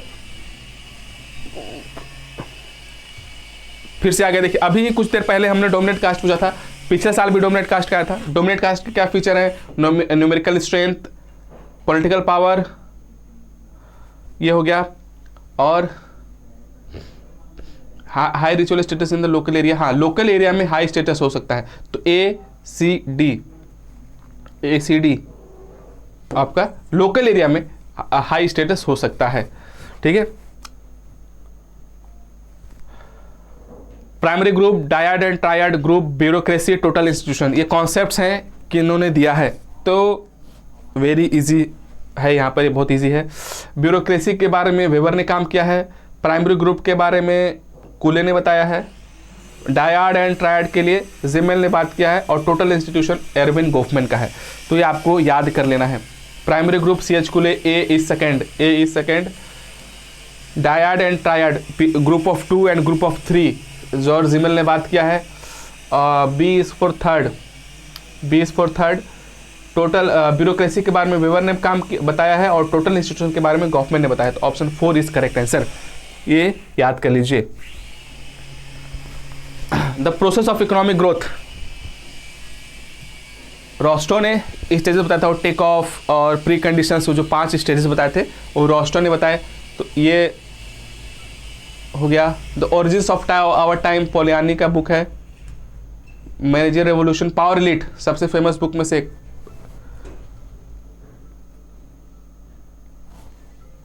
The power elite थी राइट मिल्स ने बताया है, ठीक है। तो आपका क्या हो जाएगा, D for one, the process of economic growth, A third, तो D1 A थर्ड, आपका थर्ड ऑप्शन करेक्ट है, ठीक है। तो पावर एलीट मिल्स का है, ओरिजिन ऑफ टावर टाइम कार्पोनियानी का है, मैनेजर रेवोल्यूशन जेम्स बर्नहैम का है, और प्रोसेस ऑफ इकोनॉमिक ग्रोथ वो रॉस्टो का। Modernisation, dominant caste, parochialisation and universalisation, westoxication, ये 4 कॉन्सेप्ट है, किसने दिया है। तो इसमें से इस कॉन्सेप्ट को छोड़ करके सारे कॉन्सेप्ट आपने लगभग सुना ही होगा। तो मॉडर्नाइजेशन के बारे में बात किया है योगेंद्र सिंह ने, डोमिनेट कास्ट के बारे में कई बार हम लोग रिपीट कर चुके हैं MN श्रीनिवास ने, यूनिवर्सलाइजेशन एंड पैरोक्लाइजेशन के बारे में बात किया है मैकिम मैरियट ने। तो बचता है वेस्टॉक्सिकेशन के बारे में दीपांकर गुप्ता ने बात किया है। तो आपके आंसर्स क्या हो जाएंगे, A4 B1, तो ऑप्शन 4 इज करेक्ट आंसर यार, ठीक है। ऑप्शन 4 आपका करेक्ट आंसर होगा। Sentiments, norms, status and sanctions, तो कॉन्सेप्ट दिया है, उसका डेफिनेशन दिया है। तो सेंटिमेंट क्या होता है, क्या हम फील कर रहे हैं, तो sentiment what we feel. Norms क्या है, standard of determining what is appropriate and inappropriate, क्या सही है क्या गलत है। स्टेटस कि position of an individual in the society, sanctions, rewards and punishment, कि आपको या तो रिवॉर्ड मिलेगा या तो पनिशमेंट मिलेगा, वो सैंक्शंस कहे जाते हैं। सेंटिमेंट्स, कि हम क्या फील करते हैं। स्टेटस, किसी का पोजीशन सोसाइटी में। और नॉर्म्स के थ्रू में पता चलता है कि क्या हम पता कर पाते हैं कि क्या सही है क्या गलत है। तो आपका होगा ए सेकेंड एक ही में है, तो यहाँ यही से सही होगा, ए सेकेंड बी फोर। तो option 3 is correct answer here. ठीक है। बुक्स एंड ऑथर्स, और ये इंडियन सोसाइटी के ऊपर बुक्स हैं। तो religion and society among the Coorgs of South India.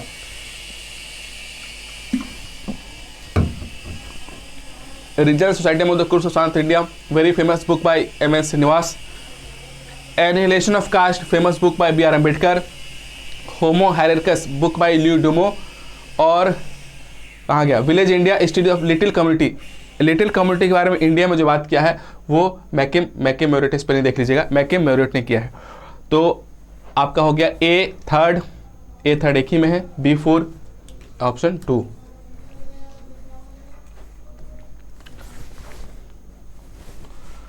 Article 17, article 340, 19, 14 अभी आप पास बेसिक कॉन्स्टिट्यूशन पूछ दिया, बट ये सोशल प्रॉब्लम वाले सेक्शन में है। तो इक्वालिटी के बारे में बात होती है आर्टिकल 14 में, अनटचेबिलिटी की बात होती है आर्टिकल 17 में, फ्रीडम ऑफ स्पीच होता है आर्टिकल 19 में, और 340 में बैकवर्ड क्लास के बारे में बात है। ठीक है, बहुत ईजी क्वेश्चन है, इसमें ज़्यादा दिमाग नहीं लगाना है। Article 17 is for 3, A is 3, B is for 1, C 4, D second option first is the correct answer.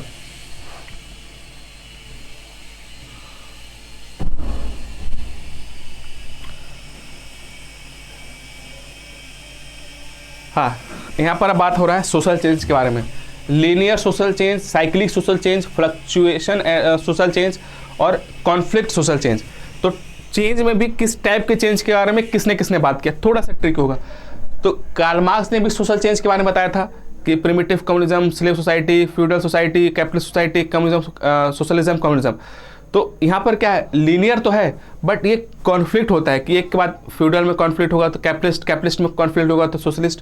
तो सोशल चेंज के बारे में बात किया लेकिन कॉन्फ्लिक्ट को लेकर के, तो वो कार्ल मार्क्स ने। तो डी इज फॉर 1। स्पेंसर ने भी बताया सोशल चेंज के बारे में, जहाँ तक मुझे आता इंडस्ट्रियल और मिलिट्री सोसाइटी के बारे में बताया, मिलिट्री से इंडस्ट्रियल सोसाइटी में, तो वो लीनियर चेंज हुआ स्पेंसर ने।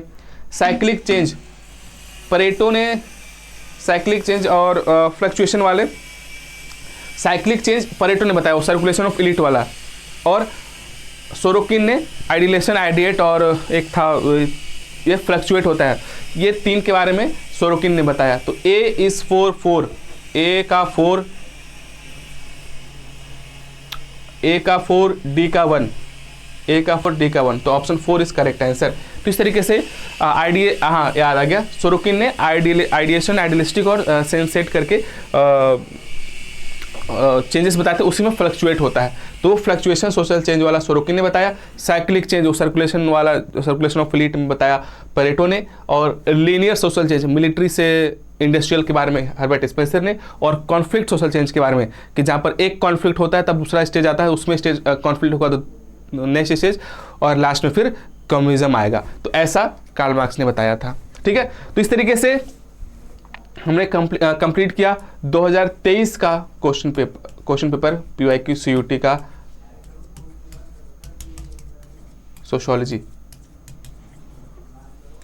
ठीक है, ये कंप्लीट किया हमने 2023 का क्वेश्चन पेपर CUT का। लास्ट के 2 वीडियोस में आपको 2022 के PYQ मिलेंगे जो मैंने सॉल्व किया है। ठीक है, 2023 का नेक्स्ट वीडियो में हम सॉल्व करेंगे 2024 का जो नेक्स्ट वीडियो होगा। ठीक है, नेक्स्ट जो होगा उसमें हम बात करेंगे 2024 का, नेक्स्ट जो अभी लास्ट ईयर हुआ उसके बारे में बात करेंगे। तो अब आपको एक इसके बाद से आपको आइडिया लग जाएगा कि और आपको किस डायरेक्शन में अपनी तैयारी ले जानी है। तो और अपनी तैयारी अच्छे से करने के लिए आप बैच के बारे में बात कर सकते हैं। काफ़ी ऑफर्स चल रहे हैं अभी, उन ऑफर्स को, क्योंकि अब टाइम काफ़ी कम बचा है, तो किसी भी ऑफ़र के बारे में जानने के लिए आप इस नंबर पे कांटेक्ट कीजिए और अपनी तैयारी और स्पीड अप कीजिए, क्योंकि अब समय काफ़ी कम बचा है। ठीक है, तो आज के लिए बस इतना ही। मिलते हैं अगले वीडियो में जहाँ पर हम 2024 के क्वेश्चन पेपर को सॉल्व करेंगे। तब तक के लिए all the best for your preparation. Thank you.